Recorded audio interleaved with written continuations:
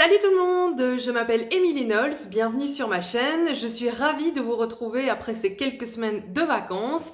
Et qui dit retour de vacances dit septembre, mais qui dit septembre dit back to school, évidemment. J'ai donc décidé de vous proposer une série qui va s'étendre sur tout le mois de septembre en mode un peu rentrée des classes. Voilà, la rentrée des classes des auteurs, je vous rassure, ce sera lié à l'écriture, je vais pas vous parler de trigonométrie ou de chimie ou de physique, non, on va rester sur l'écriture. Et pour cette première vidéo, on commence par la base évidemment, et la base à la rentrée scolaire c'est quoi ? Les fournitures scolaires, évidemment. Alors là aussi, je vous rassure, je vais pas vous montrer ma collection de stylos ou de carnets, mais j'avais plutôt envie de vous parler de mes outils d'écriture préférés. C'est vrai qu'en tant qu'auteur, on s'en sort très bien avec un morceau de papier et un stylo ou un ordinateur, mais quand même, il y a quelques petits trucs qui sont sympas à utiliser et qui peuvent nous faciliter la vie. Et le premier dont j'ai envie de vous parler, c'est un truc vraiment basique, classique, c'est Google Drive et en particulier les Google Docs. Google Drive, c'est mon nouveau meilleur ami. Voilà, je vous le dis, tel quel, je l'utilise depuis un peu moins d'un an, je pense que j'ai commencé au mois de décembre l'année dernière. Google Drive et les Google Docs, ce sont vraiment des outils sympas quand on est au tout début de la création d'une histoire. C'est-à-dire vraiment au moment où les premières idées commencent à arriver. Parce que bon, on se connaît, en tant qu'auteur, on a une idée qui passe. Comme ça. Un petit truc, vraiment pas spécialement révolutionnaire, mais voilà, une petite idée d'histoire, une intrigue, un personnage, un lieu, peu importe. Et voilà, ça tourne comme ça, en toile de fond, dans notre esprit. On n'y pense pas forcément activement, on va dire, mais c'est là. Et puis tout d'un coup, on est, je sais pas, dans la file à la boulangerie, et bim!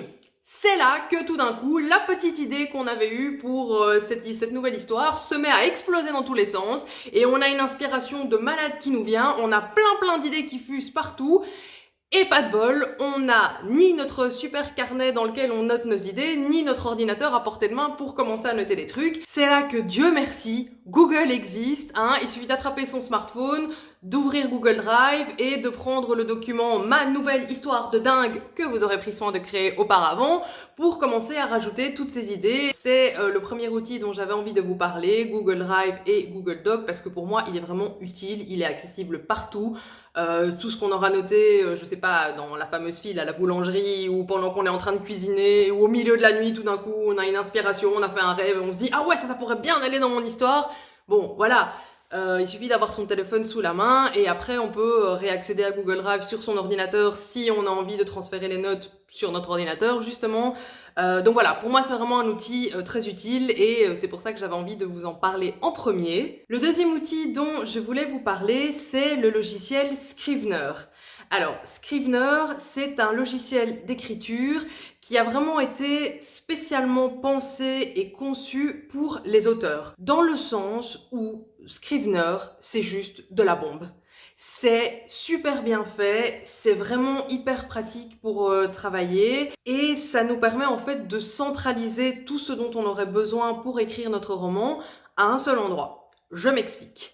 Vous savez peut-être comment ça marche, si vous êtes aussi organisé que moi surtout, c'est que quand on écrit un roman, on a un dossier sur notre ordinateur avec plein de sous-dossiers pour les fiches personnages, pour les différents lieux dans lesquels le roman va se passer, pour les recherches qu'on a faites, sans compter les recherches qu'on a enregistrées dans l'onglet favoris sur notre ordinateur. Enfin voilà, on a un peu plein de trucs dans différents dossiers sur notre ordinateur. Et c'est là que Scrivener prend tout son intérêt, tout son sens, puisque dans ce logiciel, tout est centralisé dans l'interface.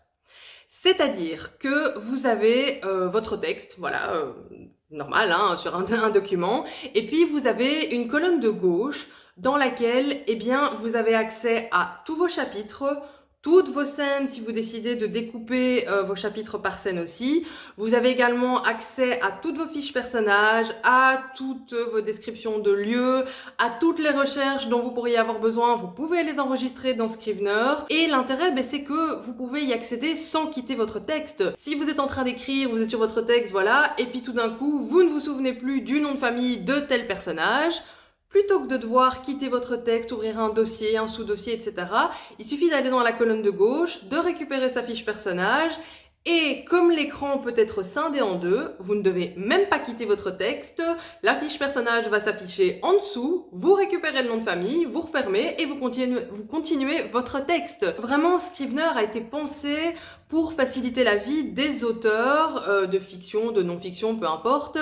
Et c'est vraiment un chouette outil qui est très très utile et qui déborde de fonctionnalités différentes. J'ai même pas encore pris le temps de toutes les découvrir. Surtout si vous avez un roman qui est vraiment très détaillé, si vous avez vraiment quelque chose de très très travaillé, avec un univers très riche, avec beaucoup de personnages, avec beaucoup de lieux différents, ou si vous écrivez, je sais pas, un roman historique par exemple, où vous devez vraiment être précis dans les informations que vous mettez dans le roman, c'est vraiment sympa d'utiliser Scrivener parce que ça évite de s'éparpiller, ça évite d'avoir 15 000 sous-dossiers différents, tout est centralisé dans l'interface, dans le logiciel, et donc voilà, c'est vraiment utile à utiliser quand on travaille sur un roman. Pour le troisième outil, on va faire un 360 degrés mais complet parce que là, on va repasser sur quelque chose de basique, mais de chez basique. Ce sont les fiches Bristol. Je vous en ai déjà parlé dans la vidéo sur que faire quand on est coincé dans son roman, que je vous remets ici quelque part et en barre d'infos. Mais les fiches Bristol, c'est vraiment très utile quand on travaille le plan ou la structure de son roman. Parce que tout simplement, ben voilà, vous pouvez noter soit vos différents chapitres, soit vos différentes scènes sur ces fiches, et bien vous pouvez les manipuler pour réorganiser l'ordre des scènes, pour en ajouter, en supprimer, les déplacer un peu comme vous voulez. Vous écrivez quelques détails sur la scène ou le chapitre, et puis ben il n'y a plus qu'à les étaler sur la table ou sur le sol, voire les accrocher au mur hein, avec des punaises, et vous pouvez vous amuser à tout déplacer. Ça aide vraiment en fait à travailler la structure et à arriver à créer la meilleure structure, le meilleur plan possible pour votre histoire. Je vous conseille quand même, une fois que vous êtes arrivé à ce plan, vous vous dites ok c'est bon comme ça, on a une bonne structure, je vous conseille quand même de numéroter les fiches Bristol. Si jamais vous êtes un peu maladroit comme moi et qu'à un moment la pile de fiches Bristol vous échappe des mains, vous serez content d'avoir numéroté vos cartes dans l'ordre décidé. Je vous le dis, je vous parle d'expérience, donc surtout, n'oubliez pas de numéroter vos fiches Bristol quand vous avez fini de créer votre plan, quand il ne bouge plus, qu'il est bon. Vraiment, ça vous sauvera la vie, surtout si vous êtes maladroit comme moi. Le quatrième outil dont je voulais vous parler, c'est une application qui certes n'est pas liée uniquement à l'écriture, mais que personnellement je trouve très utile, c'est l'application Forest. Il s'agit d'une application de gestion du temps, on va dire ça comme ça. Dès que vous fixez un temps, mettons un quart d'heure, eh bien pendant un quart d'heure, vous allez voir un petit arbre qui va grandir et se développer sur votre téléphone. Et si malheureusement vous accédez aux réseaux sociaux pendant ce temps-là, eh bien l'arbre meurt. L'intérêt de cette application, c'est que quand on attrape notre téléphone pour essayer d'accéder aux réseaux sociaux, c'est une petite piqûre de rappel de la part de l'application qui nous dit attention, votre arbre va mourir si vous accédez aux réseaux sociaux. Et donc là, on se dit oui, bon, ok, ça va, j'avais dit que je travaillerais pendant 25 minutes. Ok, j'arrête, hein, c'est bon, je dépose mon téléphone. Moi, je sais que je l'utilise dans la période où j'ai tendance à me disperser ou à m'éparpiller et avoir du mal à me concentrer plus qu'un quart d'heure sur quelque chose. Cette application est vraiment sympa pour aider justement à rester concentré assez longtemps. L'outil suivant dont j'avais envie de vous parler, encore une fois, n'est pas propre spécifiquement à l'écriture, mais c'est Pinterest. Pinterest est super utile, je trouve, quand on essaye de développer un peu l'univers de notre roman. Moi, par exemple, je m'en suis servi pour les personnages de L'Oublié du Lac. C'est-à-dire que je me suis créé un tableau pour chacun d'eux. Et parfois, quand je me balade sur Pinterest, je sais pas, je vois passer une tenue assez sympa et où je me dis, ah ben tiens, ça, c'est le genre de truc qu'Héloïse, mon personnage principal, pourrait porter. Ou cette robe-là, non, c'est plutôt sa meilleure amie qui porterait ça. C'est juste une façon d'avoir une idée un peu plus claire de nos personnages et de se les représenter plus facilement aussi. Et c'est pareil pour l'univers du roman. C'est vachement utile pour les moments où on décrit un peu les lieux. Ben voilà, il y a des photos qui ont vraiment l'atmosphère qu'on recherche, qui se dégage des photos justement, et donc ça aide aussi au moment de faire nos descriptions de lieux, d'avoir ces visuels sous les yeux pour nous aider justement à améliorer nos descriptions.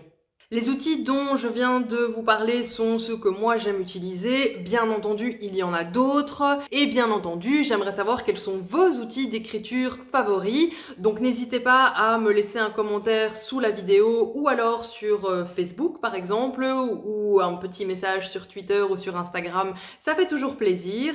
Et puis n'hésitez pas non plus à liker la vidéo, à la partager et à vous abonner en cliquant sur la petite clochette pour recevoir les notifications de publication des prochaines vidéos. On se retrouve la semaine prochaine pour la suite de cette série Back to School qui, pour rappel, va durer tout le mois de septembre.